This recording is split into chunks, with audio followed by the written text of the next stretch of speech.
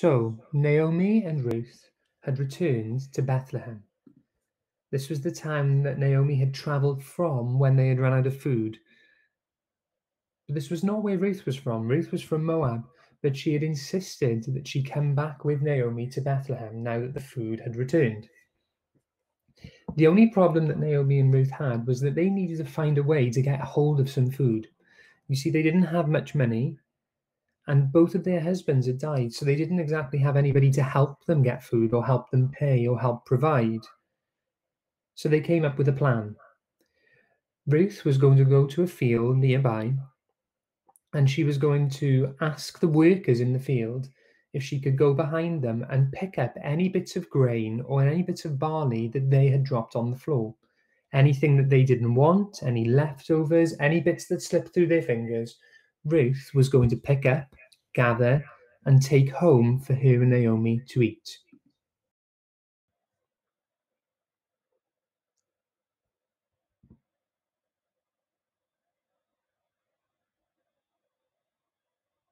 Now, the field that Ruth travelled to belonged to a man called Boaz.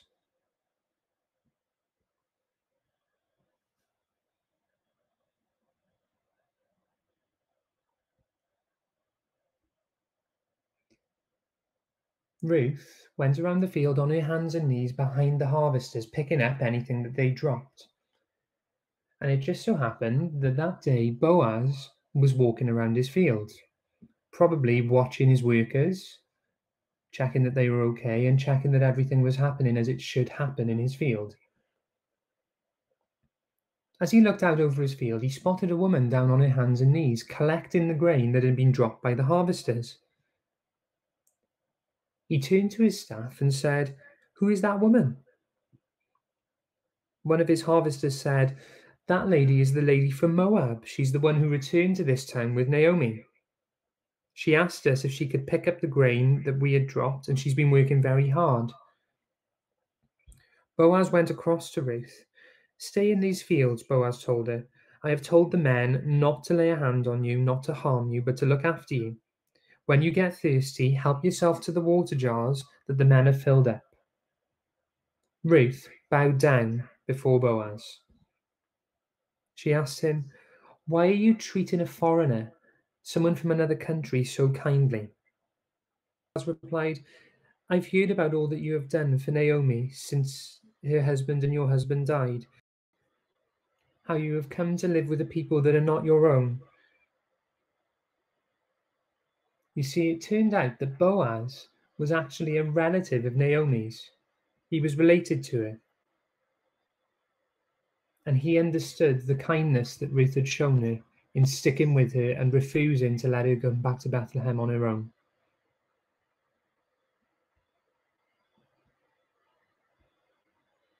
At mealtime, Boaz invited Ruth to eat with himself and with the other harvesters. "Have some bread," he said, and he offered Ruth roasted grain. Ruth ate as much as she wanted to eat. Boaz had been incredibly kind. When Ruth got back up to work, Boaz ordered his men to deliberately drop some extra grain just so that Ruth would be able to pick it up. Ruth was busy gathering grain until well into the evening.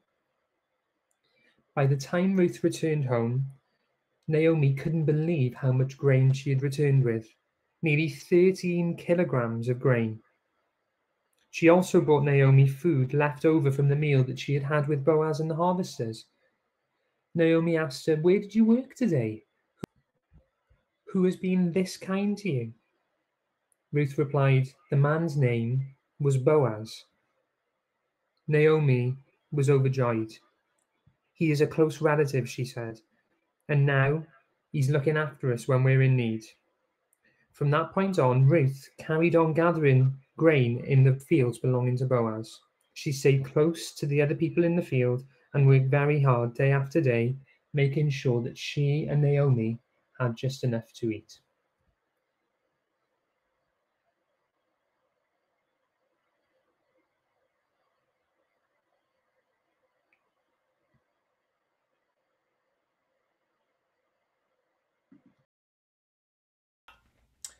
So Ruth ends up collecting grain in the field that belongs to a man called Boaz.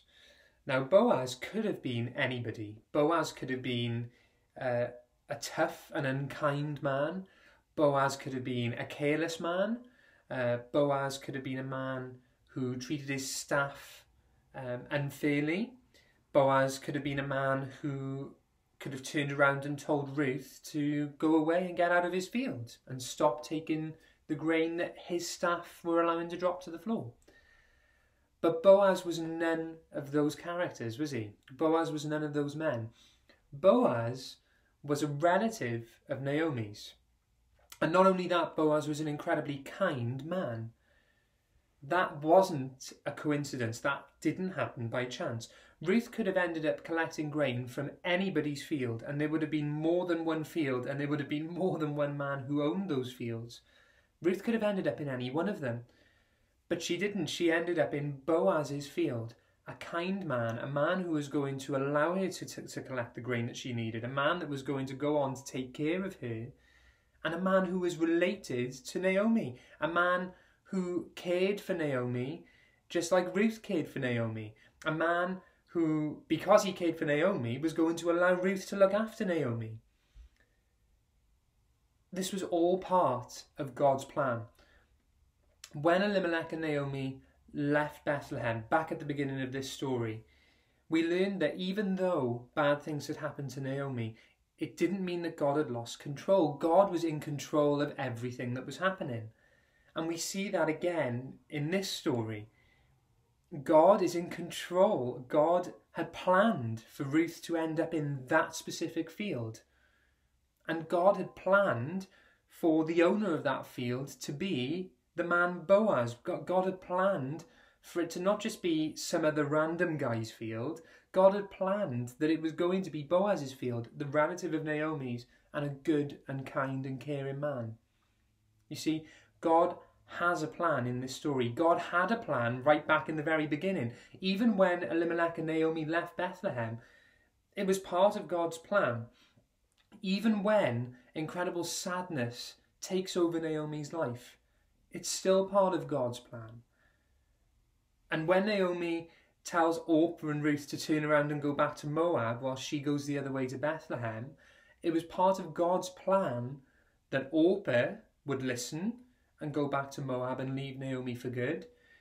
And it was part of God's plan that Ruth would be determined not to let Naomi go, and that Ruth would trust in the real God and go to Bethlehem with Naomi.